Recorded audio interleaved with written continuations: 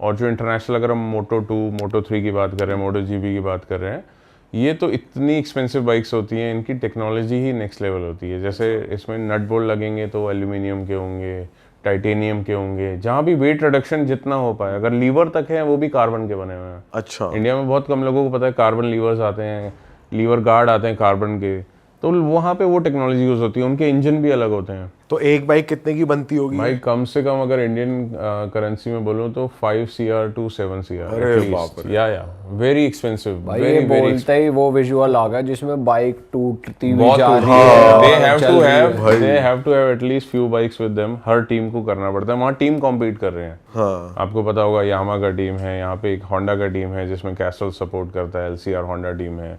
ऐसे ही अलग अलग टीम्स हैं, वो कॉम्पीट कर रहे हैं, उनमें से चैंपियन निकल के आएगा। तो it is a very money involve profession. और इंडियंस अभी थोड़ा सा प्रोग्रेस कर रहे हैं, काफ़ी जगह पे आपको दिखेंगे। मोटो 2 में भी है, मोटो 3 में भी। अभी तो वैसे अब मोटो जीपी में तो as of now there is no one, but definitely अभी बहुत अच्छे लेवल पे इंडिया में एकेडमी हो रही है, लोग सीख रहे हैं, परस्यू कर रहे हैं कि अभी हमें एक प्रोफेशनल रेसर बनना है। बट ऐसी फैसिलिटीज़ पिछले 10 साल में नहीं थी जो अब हो रही हैं।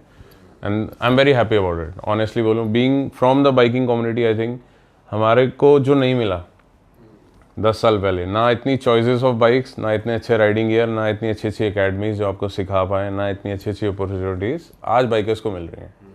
बट फिर भी मुझे ऐसा लगता है थोड़ा सा गैप है, लोग थोड़ा मिसअंडरस्टूड करते हैं बाइकर्स को, स्पेशली पुलिस भी करती है।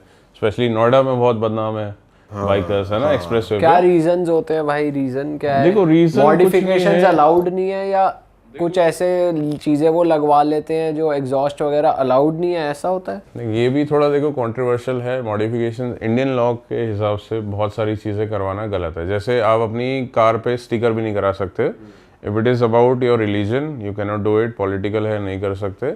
तो ऐसे ही बहुत सारी चीज़ों की रिस्ट्रिक्शंस हैं। अभी आपको पता है शीशे काले, उसका एक चलो लेजिट रीज़न है, सेफ्टी है भाई। आपको काले शीशे में गाड़ी में क्या हो रहा है यू नेवर नो।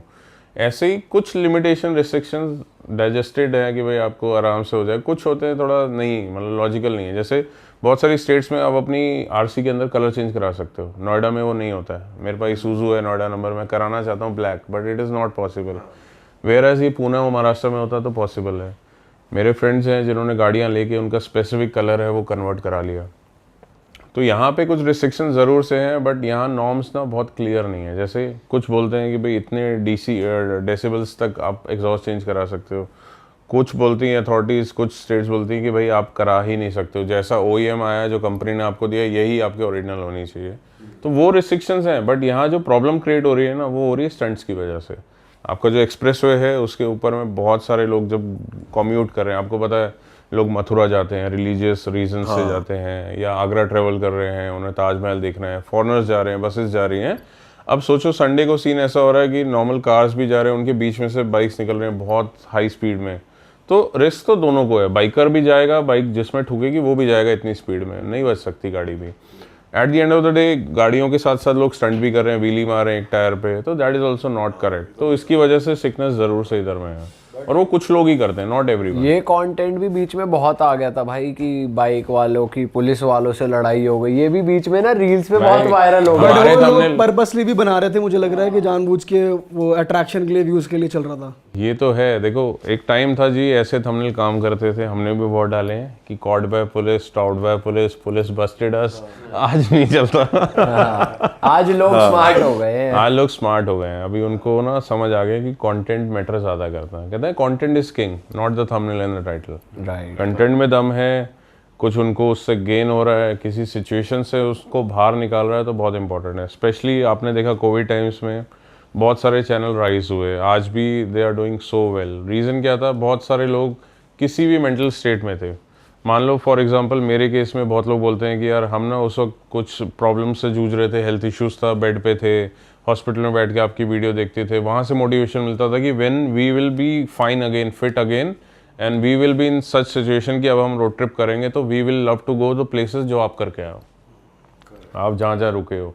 तो वो एक मोटिवेशन फैक्टर था। ऐसे ही कोविड टाइम्स में एकदम से सबको, आपको पता है कि जैसे डिप्रेशन वाली केसेस, मेंटल हेल्थ इश्यूज बहुत आ रहे थे, सब घर में बैठे हैं, जो ज़िंदगी में कभी नहीं किया उनको आपने पिंजरे में डाल लिया। फॉर एग्जांपल आपने एक डॉग रखा हुआ है जो शुरू से ही बाहर घूम रहा है, बचपन से ही, अब एक सिचुएशन ऐसी आती है, आपने उसको एक छोटे से कमरे में डाल दिया, तो जो उस पर बीत रहा होगा, जो स्ट्रेस लेवल उसके होंगे, ऐसे ही कोविड टाइम्स में हम इंसानों के थे, हम लोगों के थे, तो उन दिनों में बहुत सारे लोगों ने वीडियोस देखे जिनसे उनको थोड़ा सा लाइट फील होने लगा, तो they have that with them कि यार हाँ इसका वीडियो देखते थे तो वो हमें लाइट है। तो वो आज मतलब वो मैटर करता है कि content is important and relation is also important. बहुत लोग आज कनेक्ट करते हैं कि वो टाइम में हमने देखा था जी, और अब चाहे हमें टाइम नहीं मिलता but we respect you because आपकी वीडियोज़ हैं, मैं उस टाइम में उससे निकाला।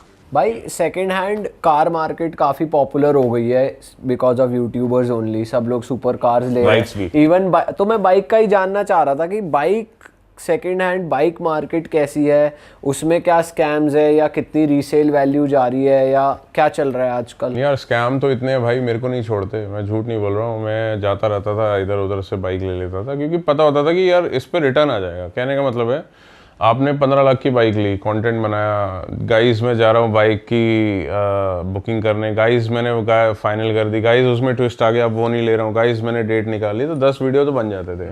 मान लो 10,000 रुपये 15,000 रुपये उन दिनों में जब 3-4 लाख वीडियोस पे व्यू आ जाते थे, निकल जाते थे, तो आपने 1.5 लाख रुपये पहले ही कमा लिए। बाइक की डिलीवरी ली, फिर आज मैंने इसमें मॉडिफिकेशन जानी है, करोल बाग जा रहा हूँ मैं, 5 वीडियो और निकाल लिए, 2.5 लाख रुपये कमा लिए, नाम भी हो गया। अब जब आपको पता है 2-2.5 लाख रुपये अपने वीडियो से कमा लिए, अब 3 महीने बाद ऑडियंस ने भूल जाना है, चुपके से निकाल दी, रीज़न कर दिया आप नेक्स्ट बाइक, तो आपको पता है डिप्रिशिएट जो होगी, जो डीलर से आपने सेटिंग करी, क्योंकि डीलर भी करते हैं, क्योंकि एक सर्कल ऑफ लाइफ है ये। ऐसा होता है कि आपने किसी से चीज़ ली, अब वो आपको बाय बैक ऑफर देता है, बहुत सारे हैं, ओपन में भी देते हैं, फॉर एग्जांपल बीबीडी भी देता है आज की डेट में रिटर्न में कि भाई आपने आज इतने की ली, 1 साल में दोगे तो इतना परसेंटेज कट के we will do a buy back. तो ऐसा ही ऑफिशियल अनऑफिशियल चैनल्स पे बहुत सारे डीलर करते हैं, उनको भी प्रमोशन चाहिए, उनको भी चाहिए हमारे यहाँ से, तो मतलब बाइक की डिलीवरी दिखाए एक यूट्यूबर, लोगों को उनके बारे में पता लगे, तो it is win win for everyone. तो उस केस में क्या होता था भाई, बाय बैक की एक पहले ही ऑफर देती कि चल यार तू ले जा बाइक, जब मन कर रहा है दूसरी उठा लियो, मैं तेरे से 70,000 रुपये तोड़ लूँगा, लाख रुपये मैक्सिमम तोड़ लूँगा। तो ये एक रूल ऑफ गेम चल रहा था कि भाई लोग लेते हैं बाइक, झूठ नहीं, मतलब मैंने भी ट्राई किया इनफैक्ट कि भाई चलो 6 महीने लगाऊँ इस पर बाइक, और जब पैसा बन जाए तो मैं इसको बेच के कुछ और ले लूँ।